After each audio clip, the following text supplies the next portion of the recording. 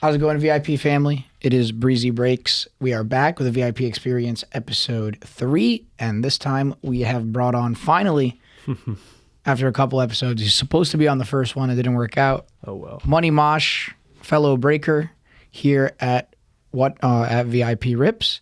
And I'll give Money Mosh a chance to introduce himself. What's going on, VIP family? Most of you guys know me as Money Mosh.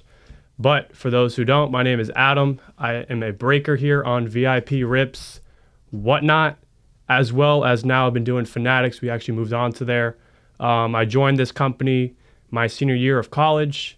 Was definitely not the plan when I was into college. I mean, I was a finance major, but this is definitely the home that I found that I really do appreciate because I wanted to be in the sports industry, and I enjoy it. I'm super excited to be on this podcast. Awesome, and it's a pleasure having you. It would only be right for us to talk about the Super Bowl after last weekend being the big game. Now, unfortunately, Money Mosh family was on the 49ers when I told him to not bet against Mahomes. Unfortunately, he went down the dark side and the wrong side for that day. But in an overall view of the game, it was a fantastic game, first of all. One of the best Super Bowls I've ever watched after a slow start. That first half had me sweating. It was a good defensive game, but that was one of the best Super Bowls I've seen in a while. Yeah. I mean, I don't know. They set it up perfectly for the cinematics, I guess, at the end because it was fantastic to watch the ending. The beginning had me a little bit sleepy, a little bit after a couple beers. That's good football. But no, I guess it was good football. I mean, I know there was good defensive plays, but you really don't want these guys to be fumbling that much. That's just the game. I mean, I feel like the Super Bowl, when you don't have, good football is defensive football, for me at least, when I watch it. I know everyone wants to see, those, big plays and high scoring, but I truthfully enjoy, just good football and good basketball. So, but what do you think about the Super Bowl, though? I know you were on the Chiefs, but, there's no way you were sitting comfy the whole way. Oh, no shot. Nobody was sitting comfy in that game at any point. I thought I was. No, you can't be. How are you sitting comfy up, 7 points? You can't be against Mahomes. You cannot be sitting comfy. I was always knowing with a small score margin the game's never over because either team could just go down and do it. Well, both defenses really showed up. And not to say defensive football is bad football. I'm just saying I like to see a good mix of both. The first half, we got the really good defensive football. And the second half, we actually got to see some scoring and some crazy stuff going on, some fumbles. Right up your alley. You got defense and you got high scoring. Yeah, absolutely. So you kind of get all parts of it, which was awesome. But I think Brock Purdy held his own and did pretty well 100%. for the most part. So I think a lot of the hate directed towards him is still unjustified. And I don't understand why people have an obsession with not liking Brock Purdy. I think it has to be some sort of... It's his label. Yeah, I guess. Mr. Irrelevant. I guess it's his label. You could say that. But to me, that's a wild label anyway. I mean, I don't know. I would hate that. Imagine you're the last pick of the draft and you got... I guess it might be good for you. How I am. I'm embracing that. I like hate. So yeah, I guess. I think it's just such a I think he owns that title. himself. I mean, it's worked out for him, I guess. I think it's just dumb. But speaking on Brock Purdy, I know most people, I saw a stat, 98% of the whole betting was on his over interceptions. Money Mosh was on the under. Stats are a big thing for him. I saw man-to-man stats. He has 10 touchdowns to 0 interceptions. So, I mean, man coverage, man, he knows how to make those decisions, and he did make those decisions. But one thing that the Super Bowl really was unfortunate the way it happened with the Niners was that the injuries.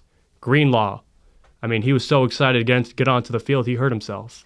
Yeah, no, but I mentioned this before we filmed the episode. The way I see it is that Achilles was probably gone anyway. If he hurt it there, because he didn't do anything crazy, it wasn't anything that explosive. He didn't do a movement that he hadn't done before in the game multiple times, and it wasn't that type of movement. Isn't a movement that he wasn't gonna do again in the game. That was gonna happen on the very next play. And his stance pops up, it tries to explode to the ball. His Achilles is probably gone anyway. That's the way I see it. It had to be hanging by a thread for it to go that easy. So that's what I think. But I was really impressed with Brock Purdy, and I have been all season, and I will defend him valiantly, because as again we were talking about pre-recording, said he was a great game manager. We said the same thing. We're talking about Tom Brady. And people would like to use that as an argument against why Brock Purdy's good. They say he's a game manager. I think every quarterback is a game manager because that is literally in the job description. They call the play. Sometimes they call the plays. They call the audibles. They set up the protection. Audibles. That's being a game manager. They set up the protection. Well, they still got to set up the protection. They still got to make sure they call the plays right. They have to read the defense and make adjustments based on whatever the defense shows them. So, yeah, you have to manage the game when the ball touches your hands on every possession with the offense. If they're not a game manager, I think they're a bad quarterback. That's why you see like some guys will throw a lot of touchdowns and a lot of yards. Talk about my boy Jameis Winston threw 30 touchdowns for a gajillion yards that season and 30 interceptions. So because he couldn't manage the game, he wasn't very good. Even though he put up crazy numbers in a good way, he made a lot of bad decisions and forced a lot of throws, and sometimes he shouldn't, and he didn't manage his game properly. I don't know. I feel like you probably agree with me on that, but no, I do. I mean, being a quarterback, you have your ball in your hands, and you can't bet on a team unless you trust the quarterback. I mean, I keep on going back to betting because that's kind of the big thing of me. But yeah, game management is huge for quarterbacks, and Brock Purdy definitely showed himself on a huge stage that he can manage a game at a high level versus a high-level player like Patrick Mahomes. But obviously, Mr. Patrick Mahomes, being the man he is, I got Mahomes. That's what it is. You're gonna have to live with that for a little bit because that's all right. It's a reality that everybody faces betting against Patrick Mahomes in the playoffs. The guy somehow gets it done. He's probably the Thanos of the NFL right now. He is inevitable. He definitely is the best quarterback. When you knew when they didn't score that touchdown on that first drive, and Patrick Mahomes had the ball in his hands going down the field, and the overtime to go win the Super Bowl, there was only one. I knew I was done. There was only one outcome. I tapped Rip and Rube, and I knew we were done. As soon as Patty got the ball in his hands, everybody knew it was over. That's why I think it's crazy. That's why I think he definitely has the potential, and everybody's gonna start bringing this up now. The GOAT conversation. I think he definitely. I said it last year, and we're gonna reiterate it again. I'm saying it again. When all is said and done, Patrick Mahomes will be the greatest quarterback in NFL history. Right now, he is not. If we stop playing, if he retired today, we stop playing. Tom Brady's. He's got 6, and it's Tom Brady. So obviously, he doesn't have it yet. He also played him twice in the playoffs, and Tom Brady did win that matchup. Yeah, and you're not wrong. Tom Brady is the final boss, but I think he does have a shot of getting there, but I don't think he's there yet. Yeah, but right now, and if we're going to compare him, and one way we can compare him to Tom Brady is right now, everybody looks at Mahomes in the league the same way everybody looked at Tom Brady. That's the same thing, though, with MJ and LeBron. But for me, it's you can't compare the two. You can't. It's like apples to oranges. One is a running quarterback as well. Like Mahomes, sure, he's known for his creativity out of the pocket and his ability to make things happen when it's not there. Tom Brady is a pocket passer. He is the best pocket passer to ever play the game. So that's my whole thing is you can't compare the two. You can't. And that's going into the next year's draft. You got Caleb Williams hyped up, Jaden Daniels from LSU. You got Jordan Travis, go Noles. I have to mention him. He will get drafted. Don't know where he's going to be at, but got to show love to him. And Bo Nix. So all those quarterbacks, in my opinion, you look back 10 years before that same exact class, I don't think they're getting drafted, or they're not going to be a top quarterbacks because the game has changed. You have to run the ball, just like how centers in the NBA, if you can't shoot the ball as a center, like Oscar Tshiebwe and Kofi Cockburn, for those who watch college basketball know those guys were dominant in the paint. Those guys are in the G League. So just times change. 100%. A lot of the new style quarterbacks wouldn't even be looked at a couple years ago. I can 100% agree with that. But so how can you compare? That's the thing. How? I'm just comparing winning career. He already has 3 Super Bowls. He's 28. That's what I'm comparing. I'm not saying they're anywhere. Tough. They're not similar players. They don't have really the same game style. Mahomes does completely different things that Brady was not capable of doing. I still think Mahomes is a fantastic pocket passer. when he doesn't look to get out of schedule. Unless it he just has happens. To. Correct, yeah. But when he has to, he's the best in the game That's why he's special. at making anything happen. He can make the craziest thing happen out of anything, which is why I think he has an X factor. And that's why I say at the end of his career, we could look back. Yeah. Because right now, he's still a long way away. If he retires right now, he can't be considered the greatest because he has half of what Brady has accomplished. So obviously right now, that'd be crazy to say. But you're right. The game has changed. But that might be the argument. Using that argument, the game has changed probably just solidifies that as the future goes on and new players come in and the game evolves, the next up is probably going to be better than the guy before because they know more. Do you agree with that or no? A lot of people think of that school of thought. It's big. You mentioned LeBron and Michael Jordan, but that's also an argument that they use for that. Well, so obviously, like when you're an NBA player now, you looked up to players and kind of formed your game around them, and obviously. When you're playing, recreational or whatever, travel and stuff, you figure out what works. And with like the new rule changes and stuff with like not being able to sit in the paint and stuff like that. So you obviously have to kind of morph into or camouflage into whatever position you are and figure out what works. And you see that 24/7 with LeBron now. When did he ever shoot threes? Like now he has to. Now he shoots like 4 or 5 threes a game. That's just the way games change. So for me, I can never. There's no GOAT. There's GOATs of eras. There's no GOAT, for me at least. Yeah, I mean that's probably not a bad way to look at it because you're right. I mean we go. This happens in every sport. I mean this comparison happens in every sport. It happens in soccer. It happens in basketball. Right. It happens in football. It happens in baseball. It happens in literally every possible sport. It happens in hockey. You're like everybody's gonna always be compared to Wayne Gretzky. There is an argument to say that your point of there's no GOAT, which is probably the best way. There's a GOAT, but not of different eras. Yes, but that's probably the best way to look at it. Yeah, that's what I'm trying to say. And long story short, because you're right, there are completely different rules, completely different eras, completely different game styles. And everything just all opinions at the end of the day. It's all subjective. Yeah. You can't. There's no right or wrong answer. Well, it's because it's impossible to prove. If you're sitting there right now watching this and thinking Mahomes is the GOAT, you're entitled to your opinion, and you got your stuff, but other people can definitely disagree. So I mean, there's no right or wrong answer. It's all subjective. It's It's stuff that's impossible to prove and it's impossible to test because half these guys aren't even alive anymore. But yeah, I mean, it's pretty insane to see the direction these sports are going in, and we see these new quarterbacks. Talk about the new quarterback style. We have two people that are going to have an important offseason, and we'll talk about prospects. We do sports cards. So we like talking about specific players and specific prospects, kind of right up our alley. So this offseason, there's two big storylines, in my opinion. The biggest one right now, it seems to me, is from what I've seen on the media and what I look on my phone or look on TV, see on ESPN. Everybody's talking about Justin Fields right now. Yep. It's probably one of the biggest names on the market and probably one of the biggest names, period, right now in the hobby because of the uncertainty, right? As well as in the league because I still believe he has the talent. No, absolutely. He I proved like himself. him. I think he's proved himself. I really do, and I believe firmly that the Bears should hold him and develop him. I agree.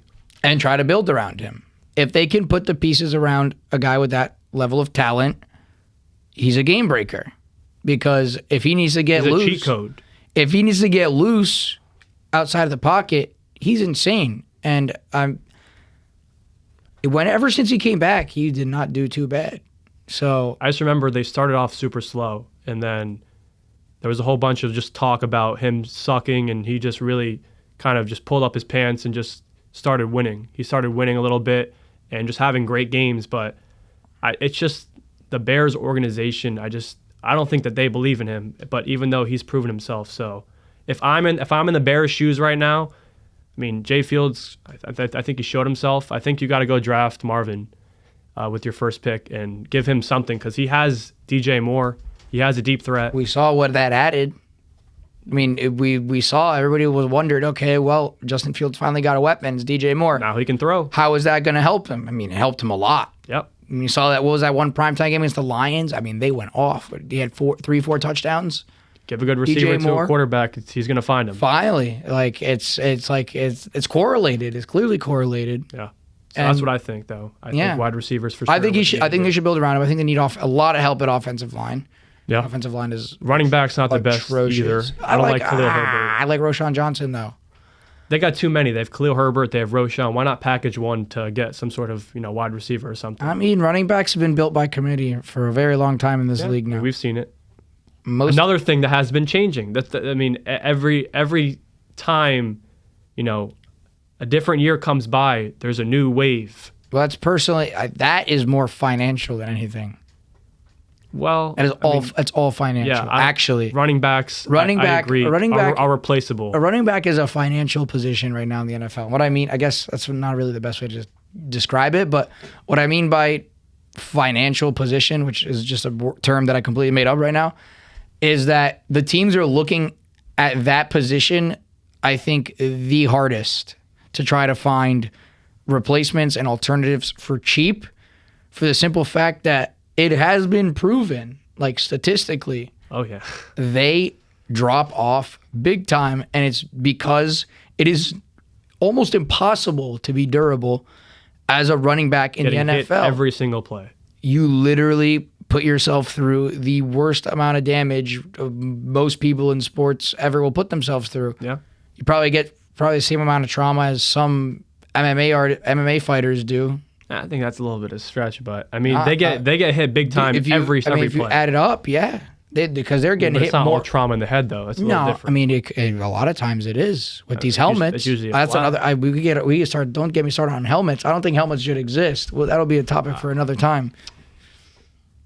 But teams are not looking at paying the big guy anymore. Yeah, because they're replaceable. Not one running back that held. There was they did a whole campaign on social media. They kicked up all this fuss. They threw a bunch of temper tantrums, which I guess is unfair. It's fair. Unfair to call them a temper tantrum because they're looking to get the most money they want. I get it as an athlete, but they have no leverage because every running back at a certain point drops off, and it's been proven over and over and over again. I think replaceable is the correct word. Yeah, and you can get equal, if not better, output from some random guy in the 3rd, 4th, 5th round of drafts. And that's what you see. A lot of gems are found. Alvin Kamara was like a 3rd. What about Jay Ajayi? You remember that guy? Jay Ajayi he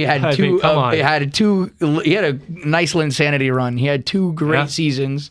My dog J Train.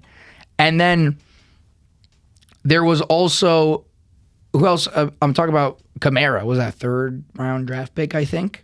Second or third or fourth, like in that mid-round range. Yeah. You have Kyron Williams. I mean, check Kyron Williams this year.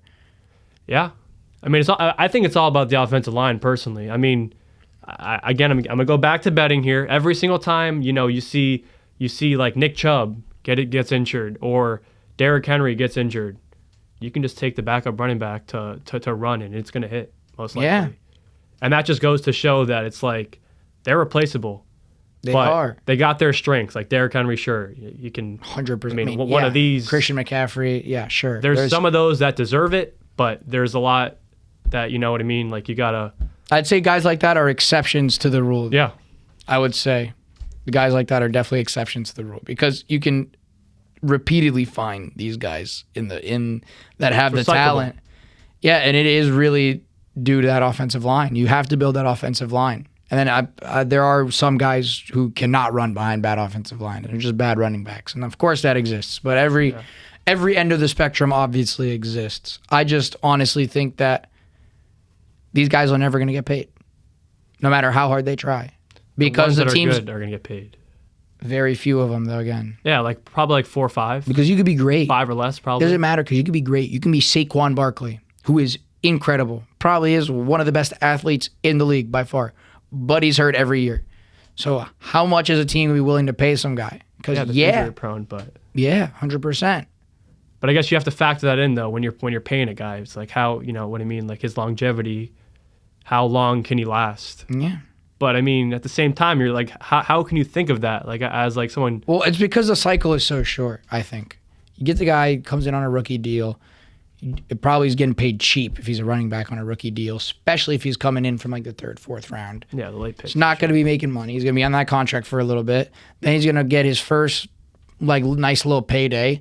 And then he's going to probably blow up and hit his prime and break out in a perfect world. Those are the years where they break out. And then by the time they want to try to get their extension and get their big payday, they're like already teetering on that edge. Team doesn't want to lock him down to a big 5-year, multi-gajillion-dollar contract. And then when he's 30, like right after 29, when that mountain, when he falls off the cliff, they're going to be holding the bag. And that's how, unfortunately for the athlete, that is how every single business is going to see it. And what happened this year, it happened with Austin Eckler. Everybody and their dad, everybody and their mom. Austin Eckler, top 5 fantasy draft pick. If you don't draft him at 5, yeah, but it was right at that age where they tend to drop off. You know what I'm saying? So it's like been proven. And that's why I think it's going to be very tough for them to ever get their money. That's like the only position though, like across all sports that like you can really have an argument about being replaceable. Because like, Yeah, because there's a lot that isn't up to them. Yeah.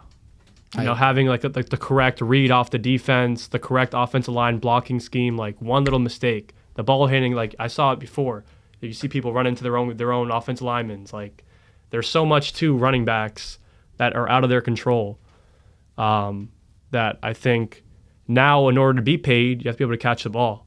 Yeah, but now you got Bijan Robinson. Yeah. 2023 class. He's electric because he can catch the ball and make a miss. So like he deserves to get paid. That's my opinion. Yeah, he barely even got used. He'll get used. He will get used now. I know. Arthur Smith. Cordell's getting a little old there. Algier's young, but I mean... Algier's a dog. Yeah. He's a beast. Nobody talks about him. They're a good team. They're my sleeper team last year, but I mean, Ritter... A guy like that is why Bijan won't get as big of a bag as he wants. You know what I'm saying? That's what I'm saying. They're too controllable. You can't control things. It's hard. But, I mean, even now, we'll go back to the quarterbacks that we were talking about. Now the quarterbacks are running the ball, too. So you got like some guy like Justin Fields. Yep. Like, if he gets into the open field, you can't even touch a guy like that. He's quick. He's just insanely fast. I mean, seen it against the Dolphins. He took one like 90 yards. I was like, I guess. Him and Lamar both did the same thing. Game change. Think about right now Game the breakers. top 5 quarterbacks right now in the NFL, and you tell me if they can all run. You got Patty Mahomes, right? He can run the ball. Maybe not known as a runner. No, he can run. He can run. Lamar Jackson, Jalen Hurts. You got Jalen Hurts in the top 5 because I don't. I mean, I'm talking about. I got Jalen Hurts there. He's got a dog in him, and you got Jalen Hurts in the top 5. I don't got him in there. Sorry, I disagree. Joe Burrow's probably like one of the other pocket quarterbacks that don't really run like that. I guess that's like the only exception. He can get out there. Doesn't really do it that much. Justin Fields. I mean, the game's changing, and that's why our draft class 2024 is so interesting.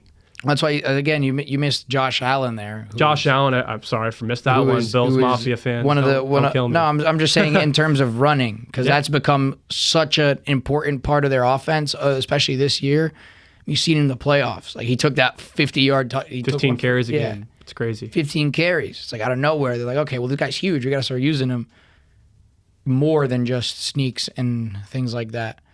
But, yeah, that also, again... hampers the running backs and getting their money, because when you got the quarterback, we're on the same page though with that. I think for sure. I think we're both on the same page that there's a select few that need to be paid, and the rest they're replaceable. Obviously, there's going to be there's always going to be exceptions to the rule for sure. I 100% agree with that. But getting back to the draft, the quarterbacks. Let's get back to the quarterbacks. There's one more guy I want to mention.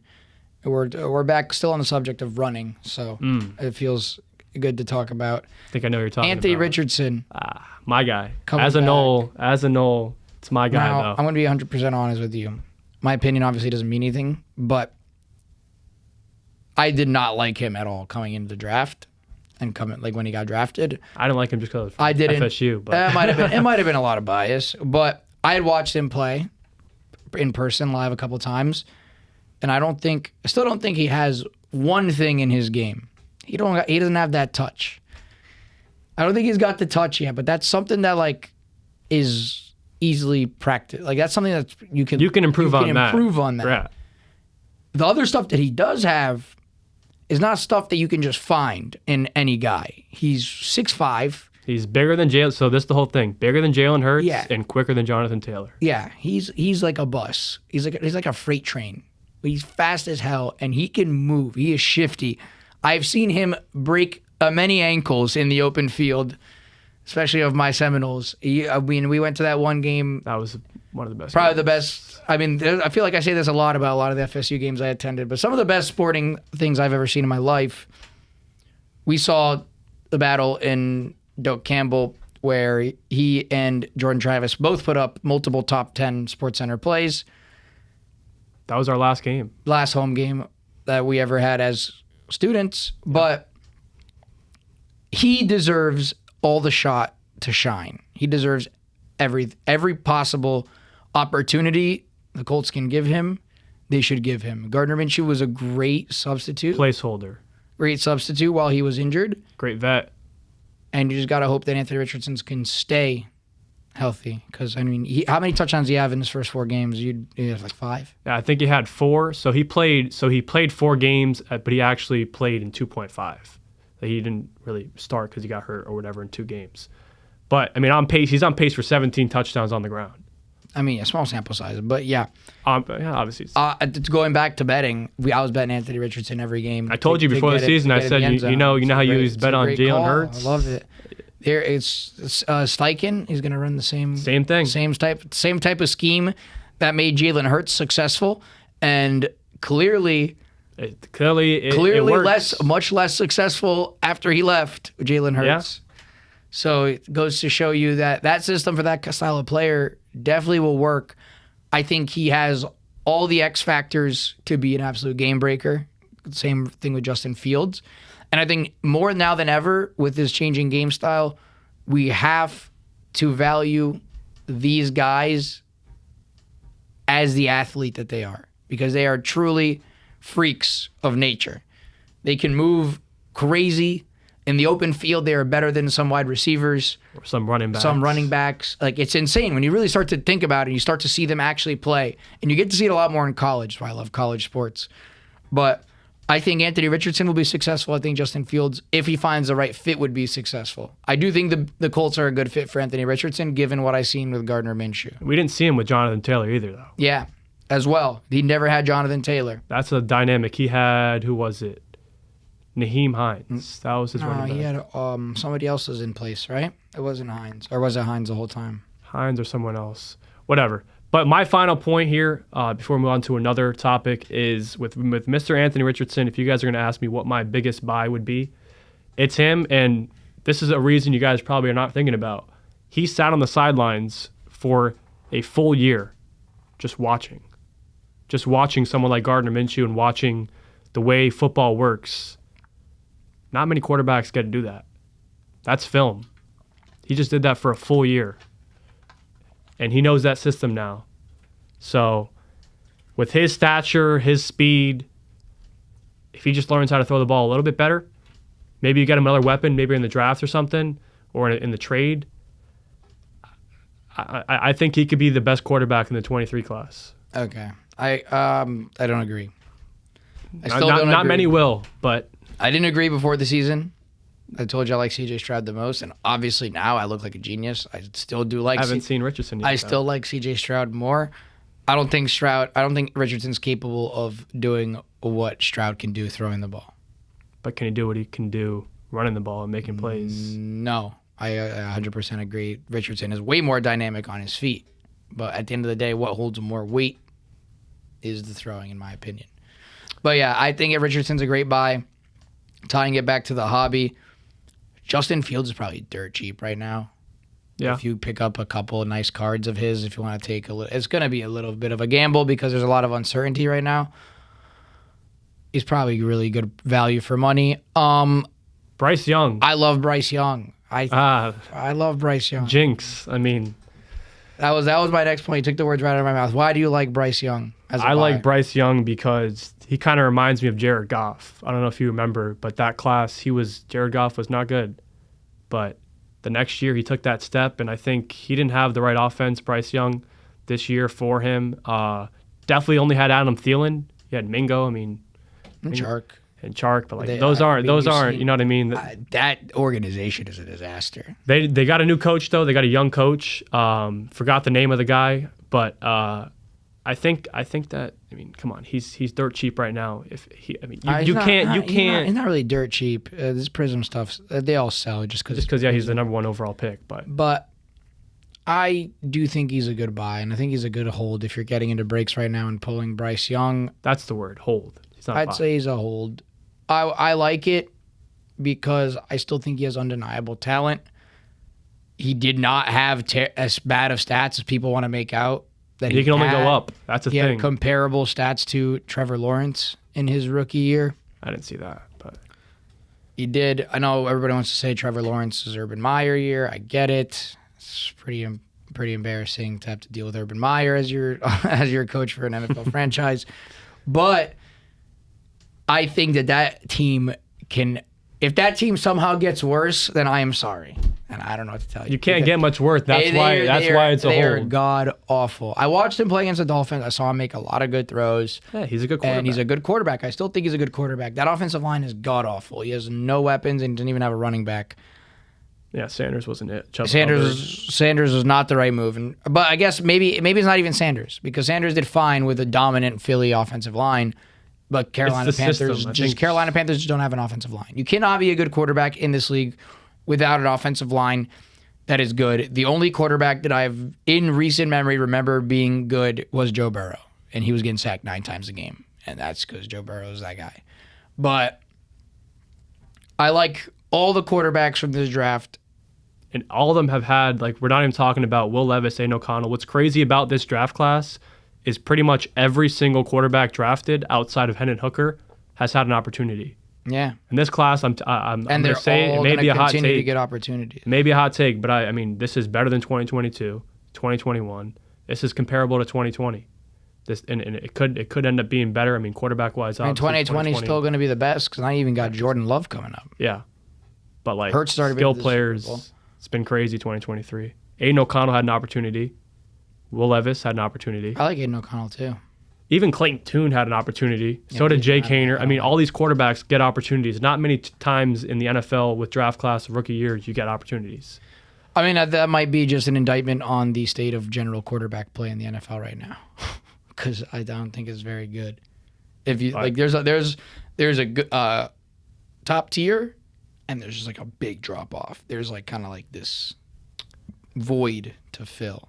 You know, a lot of guys are like decent, like Baker Mayfield. Like, he's good. He had a good. Get the job done. They get the job done, but they're not really giving you anything crazy, and that's why everybody's, I feel, so quick to look to the draft. And now the game's getting a lot more exciting. I want to ask you, looking forward to the draft, and you're talking about these new guys, these new quarterbacks. Who's your favorite pick? Since we've been talking about quarterbacks in draft classes. I'm not a fan of Caleb. I know, just because I know how the sports market goes, Caleb Williams will be selling for the most. I don't like someone with that much of an ego telling, I don't want to play for the Bears or this or that. But to say, I like Jaden Daniels and I like Drake May. Those are my two guys. To pick one, it's tough. But, I mean, we kicked Jaden Daniels' ass as an FSU, but he's crazy. He's still crazy. He's different. I mean, man. You say that, but I also did watch him lead a 99-yard game-tying drive. He's crazy. He's good. I seen him do that, and then they had the extra point blocked, unfortunately, so they didn't tie the game. But I was there in person. I saw him march. Like, it was like out of a movie scene. The fact, that whole drive, even the blocked extra point was even crazier. But watching him drive down with 1 minute left was like almost cinematic, because everything was covered downfield, and he just take off for 50 yards. And you're like, you can't look. He's so fast, you can't touch him. He's slippery. He's got moves. And he's definitely crazy. Another guy that I think is a game breaker. That's a dark horse for me to be probably one of the better quarterbacks. He's looking. Who knows? Because you say Caleb Williams might be selling for the most, but he won't be. Yeah, eventually. But like, right off the bat. No, I'm saying off the bat, he might not be, because we still have to get to the draft. The draft changes a lot. I mean, where these players get drafted does change a lot in terms of their market and in terms of how they're perceived. Like if Caleb Williams goes first, everybody's going to think he's the best for sure. I mean, even if he goes fourth, I don't think there's any world he's minus 1,000 to go first. So what that means either first off, I don't see the Panthers moving on from Bryce Young. Another reason why he's a hold, but they don't even have a pick. I don't think. Yeah, they moved it to what's it called? They moved it for him to the Bears, correct? To the Bears. Yep, to the Bears. Yeah, and now they're like dead last and don't have a pick. So the Bears have it. Yeah, it is the Bears. That's the pick that the Bears have. Yeah, and that's year. why that's why we're talking about Justin Fields and being the movement of either moving on or whatever. But I think regardless, he will be the first overall pick, either if the Bears decide to move on from Justin Fields or not. Because I mean, Vegas, they know something. Minus 1,000. Is Patriots going for Jaden Daniels? I think if they had Bill Belichick, they would be going for Drake May just because of a pro-style quarterback. But I could see that. I could see Jaden Daniels for sure. Yeah, I don't know. New coach, new system. That's what I'm saying. Drake May would have been a lock for me at least if it was Bill Belichick. Yeah, maybe. I guess he probably fits the style. Just a pro style more. Yeah. I don't know. I'm still undecided on. It's tough. This class is great. Best. It's a class that you're gonna have to see how these guys fit into the teams that they're drafted on. Yeah. I don't have an opinion yet. I don't think Caleb Williams is all that he's hyped up to be. That's the only opinion I have on the draft right now. That might be just like a contrarian point of view, I guess. Yeah. You could say that. But wait, hold up. I do have a hot take. Time out. I forgot. We didn't even mention Michael Penix. I think Michael Penix is the best quarterback out of all of them. That's my take. He showed a dog in him, but I'm laying that one right here. You can clip it, you can book it, whatever. I might be sound like an idiot in a year, but I said the same thing about CJ Stroud last year. This is maybe more of a long shot. I think Penix is the best. I really do. We'll roll this back in here and see where that. Yeah, I hope we do. But he showed me arm talent that I have not seen in a very long time in that national championship playoff. He showed grit also, which is something I respect. He was throwing piss missiles. It felt like he was launching them out of a cannon, and I don't remember the last time I was watching like on TV and was like, holy shit, that quarterback's throwing the ball really hard. But every throw, I was like, damn, he's throwing the shit out of that ball. So, yeah. A lot of good guys. He showed me some crazy arm talent. He could also get loose a little bit if he has to get loose. He's mobile. He's definitely mobile. But I think the most mobile quarterback is for sure Daniels. 100%. Yeah. We're not going to argue that. But he might get smoked. He gets speared once a game. He needs to learn how to get down. Yeah, kind of like Richardson. Yeah. He's going to run into Roquan Smith, and he might have a short career. Dre Greenlaw. Some of these guys, they're head off. I know. They will take your head off. Roquan Smith does not care about your safety. I agree. Which is kind of awesome. I like to see that in the sport. What about wide receivers, though? As a fan, I like to see that. Wide receiver wise, what are we thinking here? Obviously, you got Marvin. It's going to be Maserati Marv. It's going to be Romo Dunzy. It's going to be Neighbors, and then it's going to be Keon Coleman. That's the order they're going to go in. You don't think Keon can slip in there? He could, but I feel like he's a different build. I mean, I feel like the other guys. Seeing him, man, he's unbelievable. He's insane. He's a jump. Maybe a little biased. We're both from FSU. Jump ball, but that guy's crazy in the end zone. I don't know. I think O'Dunzy might be the best. He might have the argument to be the best. I like Malik Neighbors. They're all insane. Yeah. It's hard for me to look at. It's a great class. It's hard for me to look at one of the receivers and go, I don't really like that guy. Yeah. So there's like 0% chance I could look at any of those guys and say that. But it's going to be interesting to see what every team does. There's a lot of teams that need receivers. There's a lot of options out there. Romo Dunzy is crazy though. I think he's insane. We saw him do some work. Yeah. He did some work. Maserati Marv obviously did some work. He's the son of Marvin Harrison. Name alone, he's going first. I just didn't get to see a lot of Rome because I obviously don't watch Pac-12 like that. But obviously seeing in the playoffs definitely showed some sort of ability to be a top pick. He's a star guy. They're all stars. You got four. Got a good one. You got 4 stars. Good class. You're gonna get a good one regardless. But yeah, I think I like that for the draft. I'm going Penix. That's my guy. But if I had to pick one guy to be successful, I think he'll be the best. I don't know how right I'll turn out to be. It also depends on where he gets drafted. I don't know where he's even in line to go on, because I don't look at mock drafts in February. Yeah, they don't matter. I'm not looking at Keon that. Coleman be like a 10th, and now he's like 34. It doesn't matter. It'll on draft week after the combine. There's gonna be a million guys that they got to see times and stuff like that. 40 times, vertical jumps, how they throw. It's gonna change a lot after variable. the combine. It's gonna be a lot of fun to keep up with. It'll be a lot of fun to watch. So what else do we have on the agenda for today?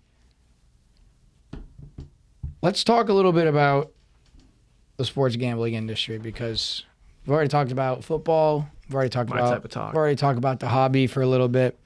We don't have too much time left, so we're gonna hop in. Obviously, Money Mosh. You can tell by the name, Money. He's very interested in winning his sports bets. He does daily picks on his Instagram story, as do I. He has been hotter than me lately. I've been on quite the cold streak. Although I just hit one earlier. Been on a roll. I don't know what I've hit. There's stuff going on right now. I'll find out after if I hit or not. How do you prepare for the slate? That's something I want to ask you. I don't know, because this is What sport? For whatever when you put in research. How do you put in research? Because a lot of people will just sit there, and it's so easy to grab your phone and just place whatever at whatever moment and place like a 5-leg parlay and put $20 on it and be like, yay, if it wins, I'm going to Cancun. Yeah. A lot of fun. You're not going to win any money doing that. Of course. In the long term, unless you hit your first parlay and never stop right there. So what do you do? What do you look for? What is your favorite type of bet? So obviously basketball is your favorite, right? Basketball is for sure my favorite. We actually just a couple of days ago, it took me 2 hours to figure out all of like my record and going through all my archives and everything. We're 96 and 66 going into the All-Star break, so it's about 60%. So basically, the way I look at the slate is, I played basketball. I kind of understand how matchups go and how certain defenses work. So let's just say, like, I've been in the game for a long time with like prop bets. That's what I bet. I don't bet game spreads and games because I feel like that could be a little rigged, and foul calls and foul trouble can screw over spreads and stuff. But one thing I like prop bets, and one way that I look at them, I like defense first position. There's also a way to look at how each player plays versus a specific type of defense, like if they allow a lot of above the break threes in the paint and so forth. So I just try to match up, let's say the Heat don't allow a lot of points in the paint and they got Jokic, or they got Ant-Man or something like that, and take the under. Like, I don't really overthink it like that. So I also seen that for me, unders are very profitable for me. A lot of people always say, what's the phrase about betting unders? Yeah, it's no fun. I get it, yeah. But there's a lot more ways for a bet to win when you take the under than the over. I 100% agree with you. It's something I struggle with a lot. I hate taking unders, especially of like good at players, because it's not fun. I feel like a scumbag when you take Luka's under and he's bouncing the ball off the rim and throwing it down, or like hitting up this crazy circus three. You know what I'm saying? Like, I hate doing that, but I do agree. I am much more of a prop bettor as well. I think you can find a bigger edge in props over the book than you can find an edge on them in game spreads and things of that nature. So I have a lot more fun doing props.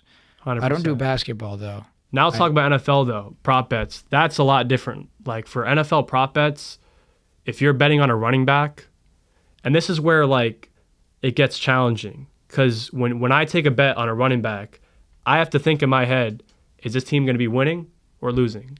Because if this team is in a negative game script, he's not running the ball, whoever you're betting on. I don't care what matchup it is. I don't care that the Dolphins give up the most. 100%. You know what I mean? So there's parts to it that you got to think about, and not just say, okay, Saquon's playing Miami. Let me just give him take the over. But if the spread's plus 10.5, is he going to be running when they're down? Do you have a formula? How many games do you like to bet? How many wagers? Do you have a maximum, a minimum? I used to back like maybe like a year ago, I used to be like a really big like volume guy. I used to like whatever came to my head and whatever made sense, just put on the list. But that's kind of like me just being like, I don't want to feel sorry when I miss a couple. When I miss don't one. bet one that hits. That's what I'm sure. That's like the biggest struggle, and I think is to be able to pick your spots and just trust. You know what I mean? That you made the right one. I found that as well in my challenge, which I've currently been doing. I've kind of lost myself in the challenge, and because I failed, I didn't follow one of the rules that I set for myself, which was no more than 10 wagers a day. Yeah, and that was as soon as I got lost in that. It's like a cycle where I keep just putting in volume, and you start to sacrifice some of the research for the sake of getting in more volume. So what I'm doing now, what I'm going to do this weekend, regress. Just Saturday, is got to take a step back. Right. And I'm going to start being much more specific about the matchups because I do exactly the same thing that you do, believe it or not, just in a different sport. I don't bet basketball. I do it in soccer, which I feel like there's less things that you can bet on. So there's basketball, you have points, rebounds, assists, three-pointers, block steals. Anything. You have a million things to bet on. Turnovers. Basketball, soccer does have all these different, there's crosses, tackles, shots, passes, there's all this stuff. I don't bet on any of that because that's really arbitrary and that's like, in some cases, really good to bet on, honestly. Let's try to stay away from that because not many books have that. And Hard Rock, which is a terrible sports book, by the way, and get that out there. I hate the Hard Rock bet app. It sucks. It's professional, but they need to add some more creativity. I couldn't even bet on heads or tails in Super Bowl. I couldn't bet on anything. There's not one good thing about the app except for the fact that it exists and we can use it. I like it, but it sucks. I'm adamant. I hate it. I will never say one good thing about that app until they fix it, because they have a monopoly, and I hate monopolies when they make something terrible. You can't have a monopoly over something and suck, which actually you can, because that's why they have a monopoly, so they don't care what their product is. That's long tangent there that I'm not going to get started on. I digress. I bet on soccer. I do matchups as well. I like to bet on goal scorers. That's a big one for you. That's the only thing that I can bet on Hard Rock, unfortunately. But I like assists and goals. Score and assist, or score or assist. So goal or assist is my favorite prop in any single book ever. That's kind of like PRA in NBA. Kinda. It would be points and assists. But I guess rebounds, I guess you could translate it. Just like having an overall big impact on the game. Yeah. So the reason why I like to do that is because I feel like with soccer, there is way more leagues. There is a lot of leagues in basketball, but there isn't an availability for props on those leagues as there is in soccer. Soccer is not just one big league like the NBA is. There are leagues in England. There's leagues in France. There's leagues in Italy. There's leagues in Spain. There's leagues in Denmark, Portugal, Greece, Australia, Denmark, Norway. I have bet all of them. He's the soccer guy. I mean, he always tries getting me to tell his stuff. Brazil, I can't do it. Argentina, Colombia, USA, Mexico. Trust me, I've bet it all because I will explain my strategy. For a lot of people who are watching this probably keep up with my stories, and they see that every day I'm posting these picks, and every time it's some random soccer guy to score a goal. I'm going to explain to you guys my logic if you guys like to tail. I'm going to explain to you guys how I do it and why I do it so that we can have an insight on my process. What I do is I go throughout the leagues, and the thing about days like tomorrow, Saturday, we're filming this on the Friday, Saturday, every league plays. So you're going to have... That's like a Wednesday, Monday, Friday for NBA. You will have France, England, every single league plays in one day. So you can have volume. I can have volume. But you just got to be able to what I like to do is I like to go... Because realistically, I can look at a slate and I could pick one player to score a goal from every single game. And I might do all right and I might do bad some days. But I generally have been doing it for so long that I know who scores. I know who assists. I know who the guys are. Penalty takers. And I know it for every league because I just look at it all the time. So I like to grab a home team that scores a decent amount of goals against an inferior away team that is leaky at the back, that lets in a lot of goals. Makes sense. I don't know soccer much. So that makes sense. you take some guys. You normally like to take the guys that are the forwards, Or sometimes you might even take some guy that's a defender or a midfielder because he takes the penalties. So that's like a free, and if you don't know, penalty kick should be a goal. Should be a free goal. So that's why I like to bet on those guys. I actually have a play like that right now, so I hope they got a penalty. The team that they're playing conceded the most penalties in the league this year. Okay. So you see, I'm saying everything has like an underlying fact. So I like to go along, and what you end up finding is guys that have incredible records. You have guys that have 20 games, 19 goals, 15 games, 13 goals, stuff like that.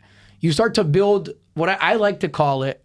I like to start building a portfolio of players that I will bet on religiously. Yeah, your wagons. You have wagons. I call them my wagons. NBA is a little different. So it is, but this is why I say this about soccer.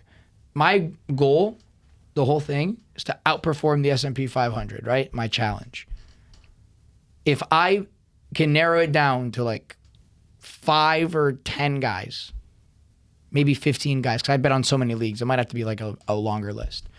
If I can find a bunch of guys that I can just consistently not even think about and just go in, okay, he's playing, bet on him, and just live with the outcome, I guarantee that I can find a success rate that will outperform the S&P 500 based on those players. The only thing that makes it hard is that the books always have the edge, and they're going to charge you a disgusting price on some of these guys because they need to make their money. Yeah, juice is big also. Juice is big, so it's tough to account for that, and that's probably the hardest part is having to beat the book. The book is always going to win, unfortunately. Another one thing I want to talk about with like my process that I think a lot of people who bet don't think about is like, for example, when Dame Lillard played Scoot Henderson, what did everyone take? Dame Lillard, right? Yeah. Because he left and he had the revenge. Yeah. But did anyone think about Scoot Henderson? And that's one thing that's huge, narratives. I'm the biggest narrative guy. I agree. And I've spoken to people that are in professional sports, and it's a thing. If you talk shit to me and I play you again, I'm trying hard. Or if we have bad blood or something like that, or let's say you're playing in your hometown. That's something I used to always target as well. You're from Florida and you're on the Timberwolves and you come to play in Miami. You got your friends in the crowd. Yeah, 100%. Things like that you got to really look into, and that's kind of things that definitely separate me. I think to being a little bit more of like a winning percentage is that I kind of look at everything. You have to look at everything. Can't just be like, oh wait, but that's the reason Timberwolves play the Celtics. Give me the Celtics. But that's the reason why I look at a lot of these random leagues, because I feel like there isn't the attention on them. It's tough to beat the books at NFL. Oh yeah, it's fucking hard. NFL is the tough, lines. Man. Because the lines move a lot. So if you get a lot of times, you're better off betting it at the start of the week because you're going to get a better price. Absolutely. I saw the Super Bowl myself. Yeah. I took a screenshot when the lines came out versus what Always, it was because a day before. The books gather so much information throughout the week on the game. Where the money's being played. Where the money's being placed, who's playing, who's not playing, whatever. The book's line on Sunday is sharp as fuck. Yep. You're going to have a terrible time trying to beat the book on Sunday. Monday, you might have a better shot. But that's why I like these soccer games. Dude, I'm sorry, but I don't think, I might be wrong. They might have analysts out to ask for this kind of stuff too. The bookmaker is not going to be as sharp on Australian soccer prop as he is in the NBA or the NFL. No, I agree. I agree. I get guys in Australia that score 1 goal a game. Like that's their record. They have like 14 games, 14 goals or 15 goals or close to it. I'm not joking. This is real stuff. I get them like plus 150 all the time. So that's like an insane amount of value because the way that I do it, if I'm getting these guys that I consider wagons and I'm getting them at plus money, a lot of times I don't even have to win more than I lose. I can lose more than I win. You take a lot of plus. And you flip it. You make money on the juice versus the book. Yeah, but plus monies are harder to win, but I mean. In theory, yes, they're harder to win. In theory, because their implied probability is, the goal scorers are lower. Different. I just think in certain leagues, I personally, with the amount that I study and research and watch, I feel like in certain occasions I have an edge. And I feel like when I start losing, it is my fault because I'm seeing Never your fault. No, it is my fault. It's never your fault, guys. No. No, it's my fault because I'm trying to force it or I'm trying to make a play out of nothing. Know what I'm saying? And the biggest part about being a gambler or being a bettor is having that discipline and that bankroll management. Because I mentioned it earlier. I'm cold right now on my challenge. I'm not doing so hot. I have never once been negative in my challenge. It's important. From my start point. Right now I feel like I am in the lowest valley ever. I am in the pit of despair. I can't win a bet. I am ice cold. And I'm up on my deposit. I'm positive still. So, and that's what it is. At the end of the day, discipline and bankroll management is everything because the book has an edge. So if you have a system and can stick to your system and be disciplined, it's the only way that you might be able to get an edge over the book because they bank on the emotional aspect of it a lot. Final thing I want to talk about when you're betting on sports is, I know it sounds pretty weak to say, but like if you gotta bet with money that you're okay with losing. When you take a bet, right? I bet on. I'm just gonna keep on using Anthony Edwards because that's like my biggest. No. If you bet on Anthony Edwards, and he shoots 2 of 20 from the field, oh well. Yeah, you got to live with that. Oh well. Yeah. You got to be okay. So like I know right now you're in like a little cold. You got to be okay. Like if he has the shots and opportunities. Like I had. So you want to hear that's today? It. I'm sure you saw today. I put in the group chat. So I bet on 3 goal scorers. Every single one of them is plus money. One was plus 185. And the other 2 are like plus 150-ish. I bet on this guy that has taken almost every penalty for this, both Saudi Arabian league, by the way, goal scorers. One guy used to play in England, big star from Manchester City, is over there, is like the star player, has been taking all the penalties this year. They're playing a terrible team. Good matchup for us. They weren't at home, but it was still a good matchup. I take him. Their one of their players just came back from injury. He takes the penalty. My guy wins the penalty and is supposed to be the taker usually. New guy comes back, takes the penalty. He doesn't score that game. That's terrible. That's a L. Feels awful. The next guy scored 2 goals. Both video reviewed, disallowed for offside. Then I hit the other guy. The last guy scored plus 185. I'm down on my challenge. I'm down 0.25 unit. It's gambling, guys. So that's what I'm saying. Like you're not in control. It feels like an awful day, but I'm not. I'm like even. Yeah, you're not in control. So you know what I'm saying? Like, that's how they get you because even on a day where I'm even, I feel like I lost so much just because of the bad beats. That's how you get emotional and place like a stupid bet. You got it. Or place a big bet to try to win it all. Got to stay locked in. It's all unit management. Once it gets cloudy in your head, it's tough. Unit management and discipline. And I feel like discipline is just what takes you in all aspects of life. You got to specifically apply it to something like gambling where they have immense the edge. That's what you got to realize. Immense control over everything. And they have data analysts and psychologists. If you think you're a nerd and you know stats, there's someone that is paid for that.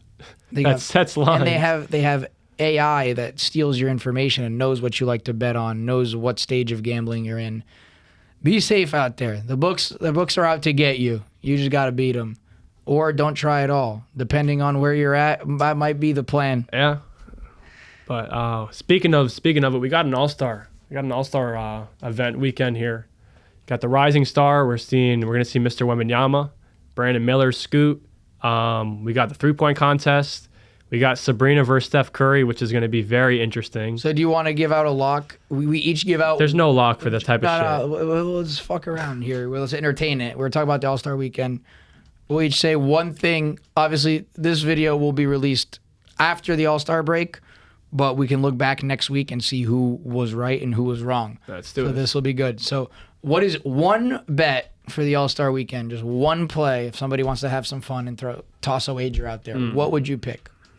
I mean, the lock is Mac McClung to win the dunk contest. Mac McClung to win the dunk contest? I mean, it's like minus 175, but like you can literally bet the field, every single player, and as long as one wins, you win. You can bet the field. What's odds on the field even? They're all like 400 plus 400. That's how. I mean, Mac McClung, he knows how to do stuff creative. Like you got Jalen Brown, Jacob Toppin, and Jaime's gonna win. And Jaime. I'm betting on Jaime. Jaime won a dunk contest, and in love his Jaime. high school career. But I think it's Malcolm McClung there. The Sabrina Steph Curry thing is very, very cool. All right, I'm lock it. I'm taking Sabrina to beat Steph Curry in the 3-point contest. Man. No She's way. gonna win.